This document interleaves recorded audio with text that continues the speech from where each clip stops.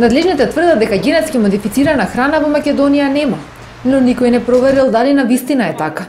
Акредитирана лабораторија за контрола на ваква храна кај нас нема. Овластената пак која се наоѓа на земјоделскиот факултет и соработува со онаа во МАНУ не се користи, иако е премена за вакви анализи. За сега се контролираат само документите на увозниците. Штом тие се во ред, храната како безбедна влегува во земјава. Иако неодамна Greenpeace објави листа на компании кои користат голем дел генетски модификации во своите производи, а кои на големо се продаваат и кај нас, надлежните ваквите наоди не ги коментираат. Од Агенцијата за храна и ветеринарство се децидни. За сега нема дозволено увоз на ГМО храна во земјава. Според нашите информации, не јадеме ГМО храна, затоа што до сега немаме ни едно барање за одобрение за ставање во промет на ГМО храна. Исто така нашите инспектори при влез на храната во Република Македонија најмногу обрнуваат внимание на документацијата во која пишува дали некоја храна е ГМО или не, и ако е, тогаш би требале да имаат да побараат одобрение за внес на истата таа во нашата земја. Неколку компании појаснуваат од агенцијата веќе се интересирале за можноста за продажба на генетски модифицирана храна во Македонија, но за сега се останува само на разговори. Македонските закони дозволуваат увоз на ГМО производи, но се напомена дека ако производот содржи над 0,9% модификации во составот, тоа мора да биде означено на декларацијата.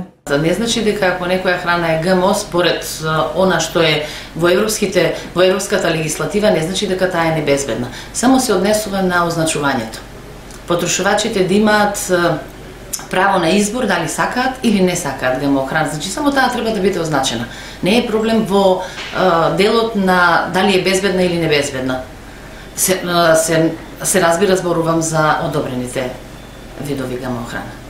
Полемиките околу штетноста на ГМО храната се уште го тресат светот, додека големите компании како Монсанто, например, заработуваат милиарди долари од производство на ГМО и тврдат дека ваквата храна е безбедна за конзумирање. Бројни научни истражувања даваат за пребастувачки резултати, посебно кога се испитуваат долгорочните ефекти врз здравјето на конзументите. И покрај негирањето на институциите за постоењето на ГМО храна во земјава, невладиниот сектор реагира.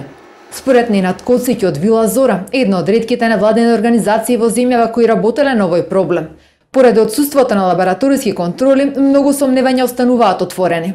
Невладиниот сектор во регионот, зборувам значи Хрватска, Србија, Македонија, смета дека голем процент од храната која што се внесува е со генетски модифицирани состојки. Значи не зборуваме за 100% ГМО храна, меѓутоа храна која што содржи значителна количина на генетски модифицирани состојки, некаде околу 50 до 60% дека храната која што конзумираме фактички е ГМО контаминирана. Но доста често се спротестувуваат официјалните институции во нашата држава, кога ќе го спомнеме, меѓутоа никогаш не докаже дека работи нешто спротивно, односно дека нашиот народ е заштитен од ГМО контаминација. За професорот Зоран Поповски, која координира лабораторијата за ГМО на земјоделскиот факултет, контролата на храната е повеќе од потребна. Нивните истражувања покажале дека голем дел од сточната храна која ја испитувале во рамките на одредени проекти е генетски модифицирана. Како огромен проблем го посочува и фактот што кај нас не се контролира семенскиот материјал. Во делот на храната пак сомневања за ГМО има, но вели тој, жалосно е што имаме и лабораторија која може да ги потврди или отстрани ваквите наоди, а таа не се користи.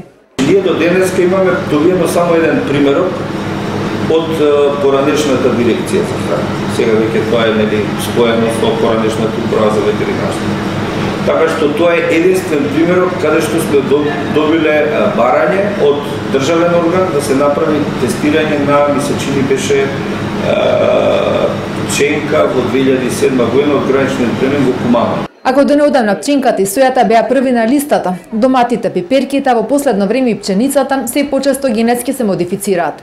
Затоа, вели Поповски, согласно европските искуства, државата мора да најде начин да ги заштити своите граѓани, со тоа што ќе наложи контрола на одреден број примероци на храната, за да превенира ГМО бум во земјава. Моја проценка е дека во Македонија годишно би можеле меѓу 100-200 анализи државата да ги финансира и да речеме дека имаме, затоа што видите, и оној кој што би се обидел да направи нешто, кога ќе знае дека постои некаква скрининг програма, не би си го дозволил така. Ако нема програма, тогаш самата држава се претвара во своевидно Елдорадо за дејанија како што вие ги спомнавте. Неконтролиран увоз, необележена храна или тенденциозно обележана дека е негенетски модифицирана, а не е така.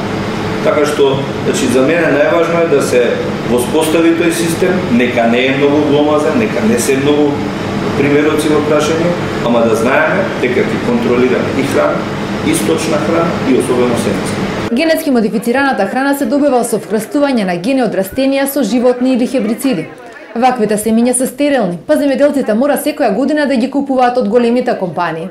Стравот од генетски модифицирана храна расте, но од година во година се зголемува и незиното производство. Светот се крива на протести, граѓанскиот сектор се мобилизира. Кај нас невладините молчат, реакциите се префрлаат на социјалните мрежи и неформалните групи кои бараат одговорност на прашањето колку на вистина ГМО храната е присутна во Македонија.